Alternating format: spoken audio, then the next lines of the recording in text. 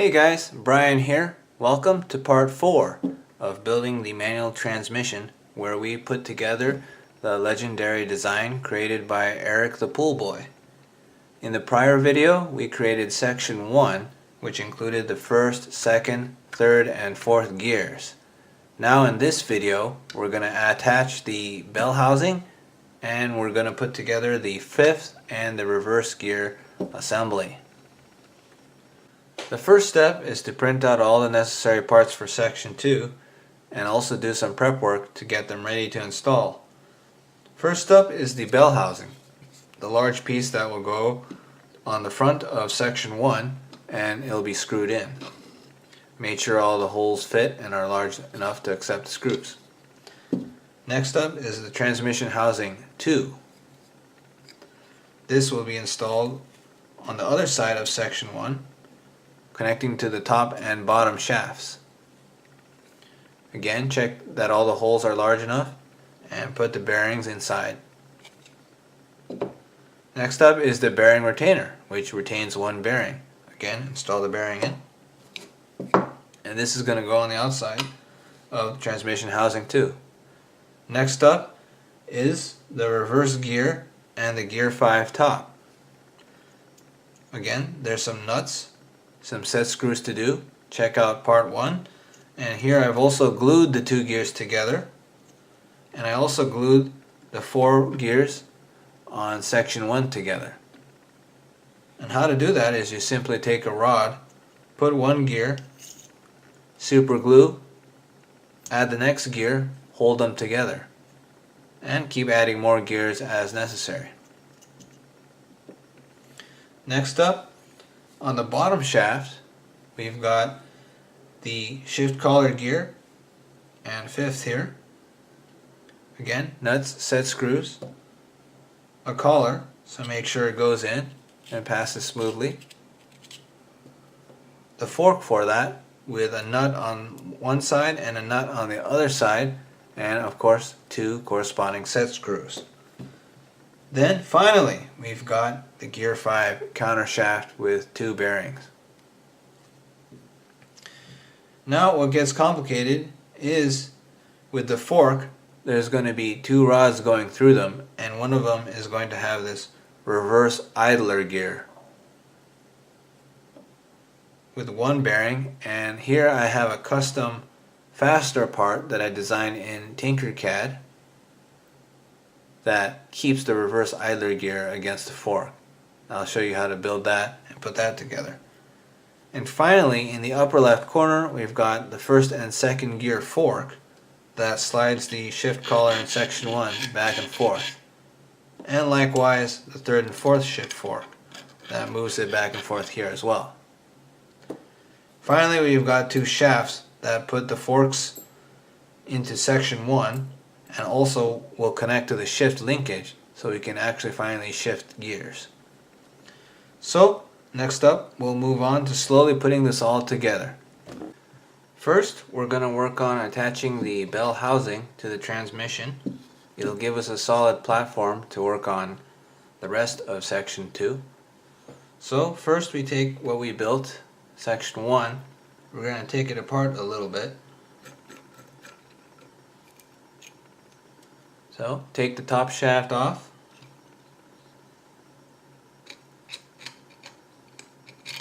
and the bottom shaft. Put those aside.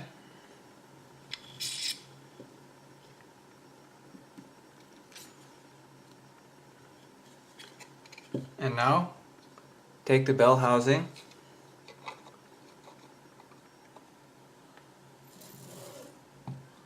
and now we're going to screw it down, mostly with these smaller screws, and use one longer screw for the hole that has a deep cavern.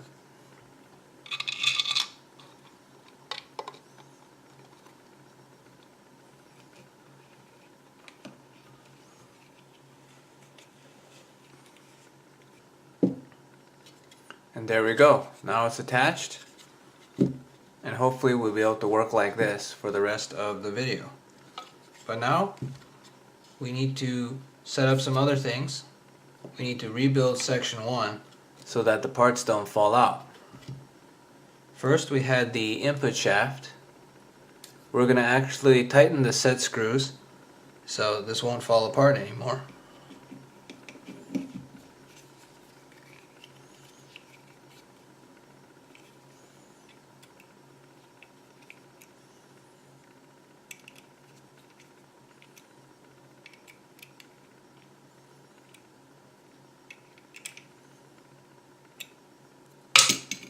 Oops.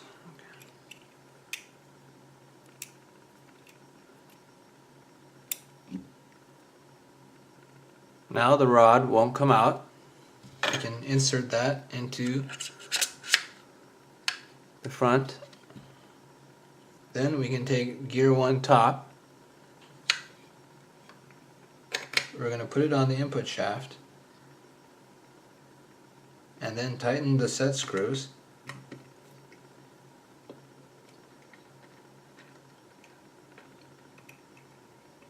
Make sure there's a little bit of a gap between the transmission housing and the gear. That way it can rotate. Slowly tighten down the set screws.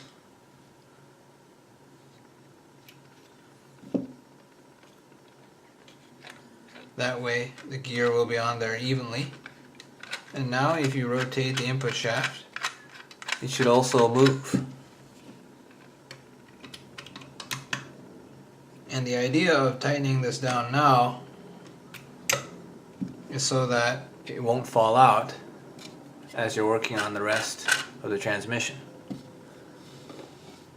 So now we've got that there, we can put the remaining pieces of section 1 back together. First, we can take the bottom shaft and put it back together. You'll notice that I've glued all 4 pieces together, but I haven't tightened it down. I can still move it.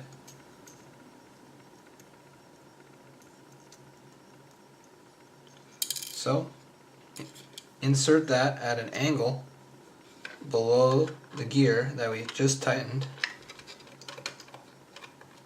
and push the shaft until it connects with the bearing of the front bearing retainer on the other side. Once that's snug, we can take the top shaft. Make sure the shift collars, the holes in the collars, match the holes on the shift collar gears, because we'll need to eventually tighten those. Just like we did for the bottom shaft, insert it at a little bit of an angle.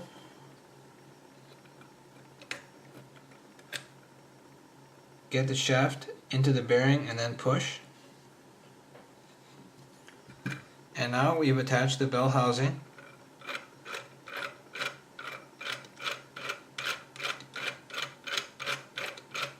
And the gears are rotating freely.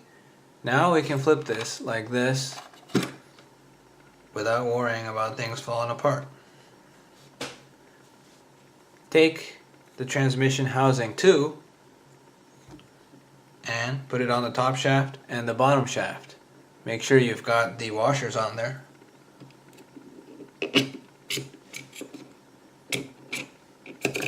And push down.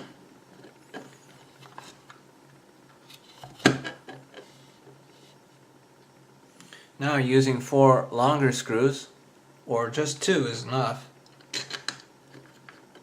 we can fasten transmission housing 2 to transmission housing 1. And there's no doubt we're going to take that apart later because we're going to have another part of the housing which will have the shifter, but this is to keep everything together while we build section 2.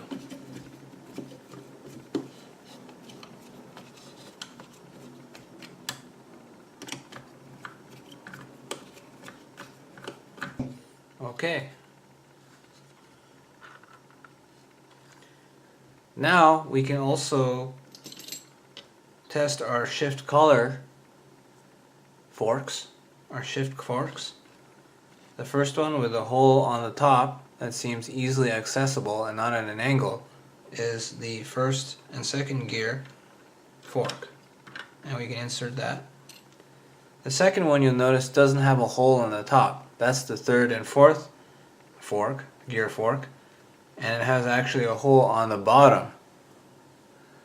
And the hole on the bottom is meant to be accessed via a hole in the transmission housing with a very long Allen key wrench.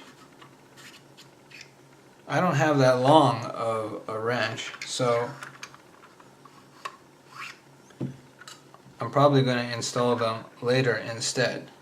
But if you have a long Allen key wrench, it's much easier. But for now, you can just attach it to the shift collar and rotate it. And you can take the rods and put them through as well, and make sure that your forks smoothly glide over them. Each fork is going to be pinned to one of these shafts, and both forks go on both of the rods, so they have to move freely, otherwise you won't be able to shift. So now that the rods are in, you can kind of test it by moving the collars back and forth like this.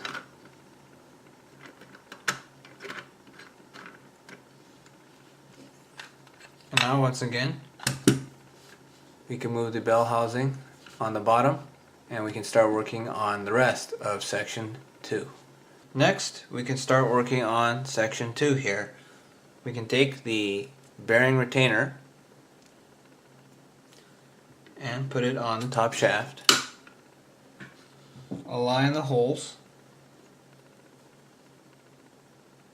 and with some of these countersunk M3 8mm screws,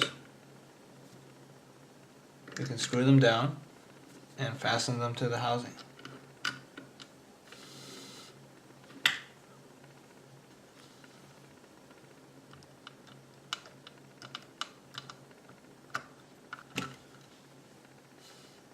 Make sure they're all tightened so the area is flat and flush, because we're now going to insert a couple of washers and then the reverse gear and the gear 5 top. These two pieces were glued together by putting them on a rod and then super gluing them and holding them together a bit.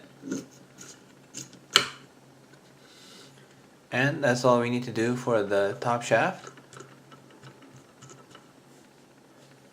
Now for the bottom, we're going to add some more washers. And I'm following the diagram on Eric the Pool Boy's section 2 PDF. We're going to take the 5th gear, shift collar gear, push it down. Then we're going to put on the collar, and once again make sure that this hole aligns with the hole on the gear, because that is the way we'll tighten it. Tighten the 5th gear on the rod.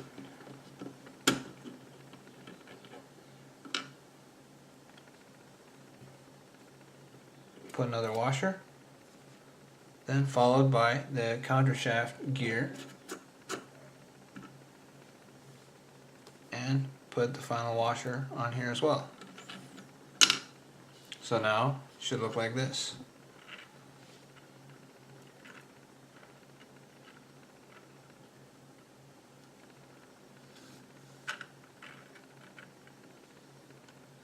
Next up, we're going to assemble the 5th gear reverse shift fork assembly.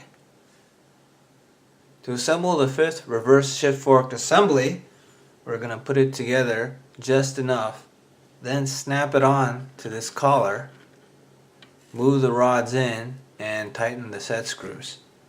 It helps in advance to tighten these bottom 4 gears, tighten the set screws on the 5th gear top here, as well as the gear for the shift collar below on the bottom as well. Note, we'll probably have to take a little bit off, take all these pieces off later to properly tighten these forks for the shift linkage, because the 3rd, 4th gear has a hole in the bottom, as I said before. First, we'll take a rod and put it through the bottom part of the fork. Then we're going to throw on 3 washers. And the number of washers could vary based upon your assembly so far. You'll basically want to make sure that the idler is not making contact with the reverse gear when it shouldn't. So that might vary. Finally, we're going to stick on what I made here anyway, a fastener, a custom fastener, simply a nut with a set screw to keep the reverse idler against the shift fork. This rod is going to be moving up and down, and so this needs to stay against the shift fork. Finally, we're going to take the top part, the top bar, and put it through as well. And this set screw for me has a habit of getting a little tight, so there we go.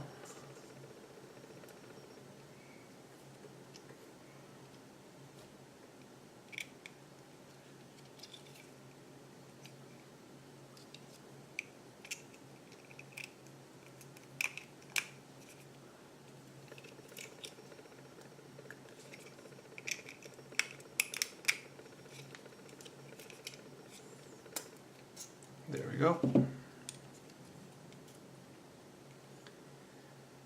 So now we're going to snap this on to this collar and then push the rods in and finally tighten the set screws.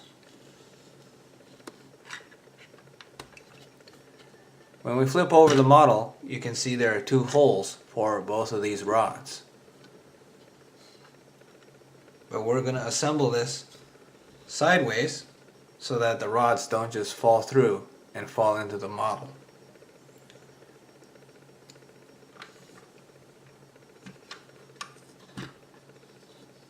So first, take the fork and snap it on to the shift collar gear.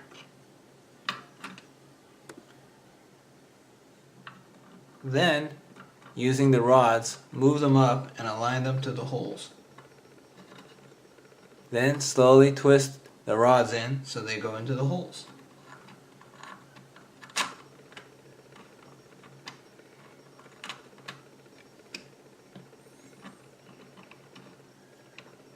Move the fork so that the shift collar is against the gear.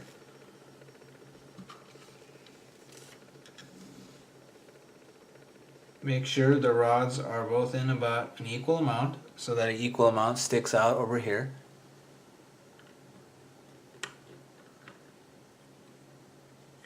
Then carefully tighten the set screws. First we're going to tighten the one at the top.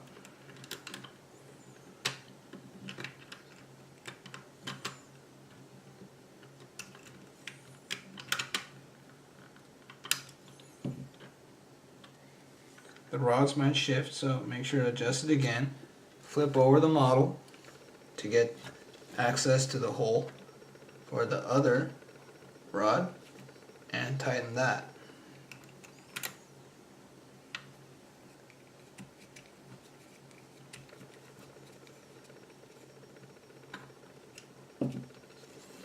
Now I'm going to move my fastener so that it keeps the idler against the shift fork, and I'm going to tighten the set screw for that there.